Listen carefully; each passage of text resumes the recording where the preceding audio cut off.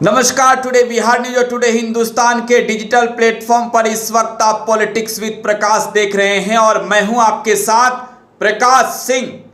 आज politics with प्रकाश में बात आज से 15 साल पुराने मामले की और पॉलिटिक्स विद प्रकाश में बात जो कोर्ट में हारा उस तानाशाह की भी, जो कोर्ट के अंदर जीता उस तेजस्वी की भी। मतलब कि आज बात लैंड फॉर जॉब स्कैम की करेंगे दोस्तों। और आज तो मैं कहूंगा कि अरे जो कोर्ट के अंदर हारे वो दिल थाम कर सुनिएगा और जो कोर्ट के अंदर आज जीते दिल्ली की राउज एवेन्यू कोर्ट के अंदर, वो थोड़ा आराम से सुनिएगा, क्योंकि आज पॉलिटिक्स विद प्रकाश बिहार के लोगों को यह बताएगा कि कैसे कोर्ट के अंदर बीजेपी हारी है। देश की सबसे बड़ी पार्टी कैसे हार गई, आज इसी पर चर्चा होगी। आप तो कहेंगे कि कोर्ट के अंदर ईडी की हार हुई है, कोर्ट के अंदर केंद्रीय जांच एजेंसी हार गई है, लेकिन आज जब आप पॉलिटिक्स विद प्रकाश में देखेंगे, जब आप ये बातें समझेंगे, तब आप कहेंगे कि जो हारा वो तानाशाह था। तो चलिए चर्चा की शुरुआत करते हैं और सीधे आपको दोस्तों साल 2004 की ओर लिए चलते हैं। साल 2004 की ओर, 2005 की ओर, 6 की ओर, 7 की ओर, 8 की ओर, 9 की ओर और सीधे 24 में बात होगी आज। ये लैंड फॉर जॉब स्कैम क्या है, जरा पहले ये ही समझिए। इसे ही समझने की जरूरत है। लैंड फॉर जॉब स्कैम क्या है? लैंड फॉर जॉब स्कैम अगर आप इसे हिंदी में समझे तो नौकरी के बदले जमीन का घोटाला। और इस घोटाला को करने का आरोप किसके ऊपर लगा? देश के पूर्व रेल मंत्री, बिहार के पूर्व मुख्यमंत्री लालू प्रसाद यादव पर, उनके बेटे तेजस्वी प्रसाद यादव पर, बेटी मीसा भारती पर, बेटे तेज प्रताप यादव पर। लालू यादव के परिवार का शायद ही कोई बचा होगा जिसे लैंड फॉर जॉब स्कैम में नाम की एंट्री नहीं हुई है। तो देखिए, ये लैंड फॉर जॉब स्कैम जो नौकरी के बदले जमीन का मामला है, जब लालू यादव देश के रेल मंत्री हुआ करते थे, साल 2004 से लेकर 9 के बीच, जब वो देश के रेल मंत्री थे, तो लालू यादव पर यह आरोप है कि नौकरी के बदले महंगे कीमत की जमीन लालू यादव ने अपने परिवार के लोगों के नाम पर लिखवा ली। लालू यादव ने जो नौकरियां दी उसमें किसी भी तरह की कोई पारदर्शिता नहीं थी। बिना विज्ञापन क्या ही नौकरी दे दिया रेलवे के अंदर, और जिन लोगों ने नौकरियां ली उन लोगों ने अपनी महंगे कीमत की जमीन लालू परिवार के लोगों के नाम पर रजिस्ट्री कर दी। यह मामला तब प्रकाश में आता है जब लालू यादव के विरोधी खेमे के लोग, बीजेपी के लोग सरकार में आकर लालू यादव पर लालू यादव के खिलाफ मोर्चा संभालते। और 2014 में जब देश के प्रधानमंत्री नरेंद्र मोदी बने, तब से land for job scam BJP वाले रटते जा रहे हैं। देखिए, इस मामले को केंद्रीय जांच एजेंसी डील कर रही थी, लेकिन जो बातें केंद्रीय जांच एजेंसी नहीं कह रही थी, वो बातें ये बीजेपी के नेता कह रहे थे। एक कहावत है कि मुकदमा हो जाने से कोई अपराधी नहीं होता। मुकदमा हो जाने से कोई अपराधी नहीं होता। न्यायालय के अंदर दलीलें सुनकर जज फैसला सुनाते हैं। यह बहुत पुरानी कहावत है। एक और इंग्लिश में लिखी लाइन है, FIR is not FR। First information report is a not final report. तो तेजस्वी यादव के खिलाफ अभी न्यायालय के अंदर ट्रायल चलेगा, लालू यादव के खिलाफ ट्रायल चलेगा। कोर्ट जो फैसला लेगी उसमें अभी समय है, लेकिन बीजेपी के लोगों ने तेजस्वी यादव को अपराधी बना दिया है।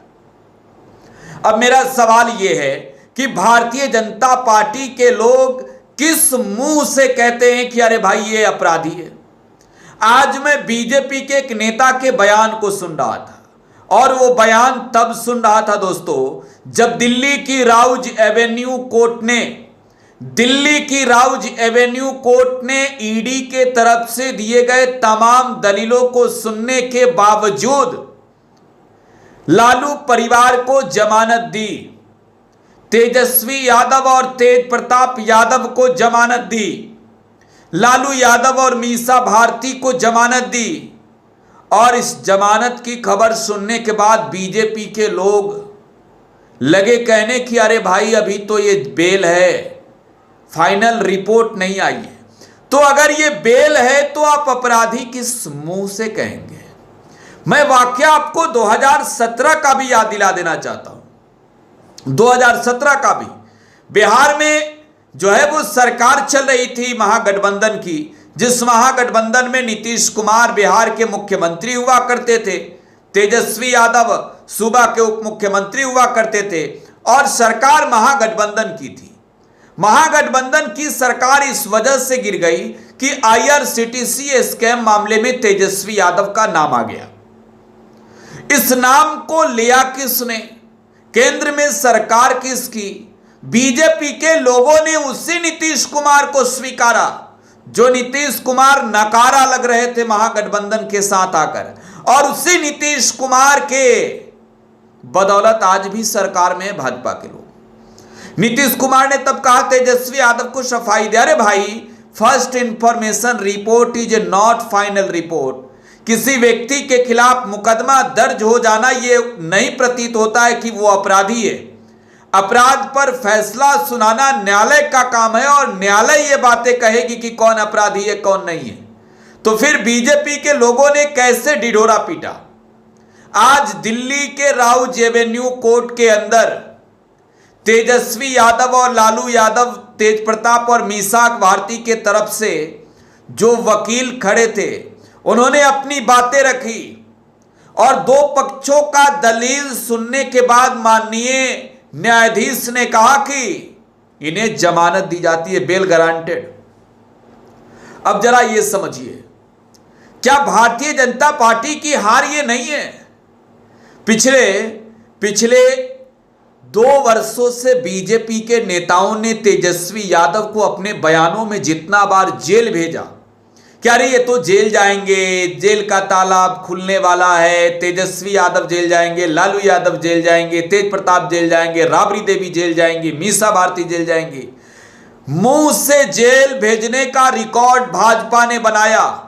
भाजपा के प्रवक्ताओं ने, नेताओं ने जिस तरीके से जिन शब्दों का इस्तेमाल कर लालू और तेजस्वी के खिलाफ अपनी प्रतिक्रियाएं दी, उन नेताओं को आज कान पकड़कर माफी मांगनी चाहिए कि कोर्ट, देश की सबसे बड़ी अदालतों का जो फैसला वो सर्वमान्य होगा, वो ये तय करेगा कि कौन अपराधी या फिर नहीं। अब मैं 2005 का बात याद दिलाना चाहता था। तेजस्वी यादव अभी 34 साल के हैं, 34 ईयर एज है तेजस्वी यादव का, और तेजस्वी यादव 2015 में पहली दफे जो है वो बिहार के उप मुख्यमंत्री बने थे। सत्ता में उनकी एंट्री हुई थी 2015 में। वो पहली दफे चुनाव भी लड़े 2015 में। 2013 में तेजस्वी यादव क्रिकेट छोड़कर बिहार आए।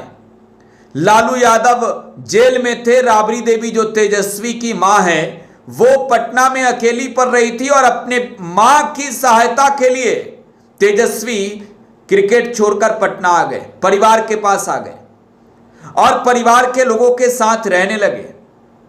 उस वक्त तेजस्वी यादव की उम्र कितनी थी जरा ये सोचिए। उस वक्त तेजस्वी यादव 24 साल के थे, मात्र 24 साल के तेजस्वी यादव थे। आज 34 साल के हैं 2024 में। और तेजस्वी यादव पर जो आरोप है, चलिए मान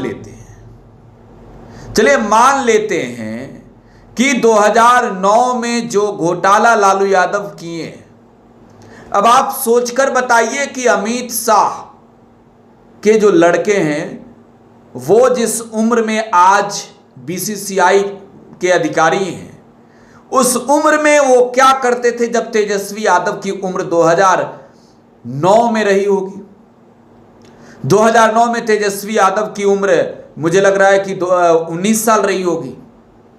15 साल की उम्र में क्या कोई लड़का बिहार में या फिर देश में या फिर दुनिया में कोई गबन कर सकता है, आईआरसीटीसी का स्कैम कर सकता है? ये तमाम दलीलें हमारा नहीं, ये तमाम दलीलें तेजस्वी यादव की ओर से दिए गए हैं। आरजेडी कहती है कि भाई तेजस्वी यादव की उम्र ही क्या थी। तो आरोप पर आरोप लगाकर सियासत की रोटियां सेकना बीजेपी के लिए एक तरीके से कहें तो हर बार मुंह की खाने वाली आदत हो गई है। हेमंत सोरेन को झारखंड में जेल भेजा गया, इस तरीके की धाराएं लगाई गई, ईडी ने मामला दर्ज किया, केंद्रीय जांच एजेंसियों को आगे लाया गया और झारखंड में भारतीय जनता पार्टी ने भ्रष्टाचारी जितना बार कहा, मुझे लगता है कि कोर्ट के फैसला को सुनकर उतनी बार माफी तक नहीं मांगेंगे।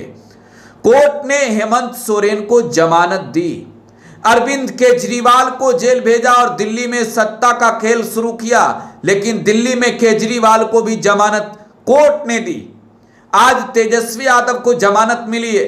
तो ये जितनी बार जितने नेताओं को जमानत मिलती है, जिन्हें इन भाजपा के नेताओं के द्वारा भ्रष्टाचारी कहा जाता है, क्या इन नेताओं को माफी नहीं मांगनी चाहिए?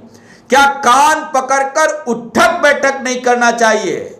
जो नेता कोर्ट के फैसले से पहले कहते हैं कि अरे ये भ्रष्टाचारी है। पुलिस आपका, कानून आपका, केंद्र की सरकार आपकी, ईडी आपका, सीबीआई आपका, इनकम टैक्स आपका और मुकदमा आपकी एजेंसी करे और आप ही भ्रष्टाचारी कहकर डुगडुगी पीटे, न्यायालय किस काम का? तो आज कोर्ट के अंदर बीजेपी की हार हुई है, मतलब तानाशाह की हार हुई है। और कोर्ट के अंदर जो जीता वो बिहार का नौजवान तेजस्वी यादव है। अपनी प्रतिक्रिया कमेंट बॉक्स में छोड़ जाइएगा। बहुत बहुत धन्यवाद।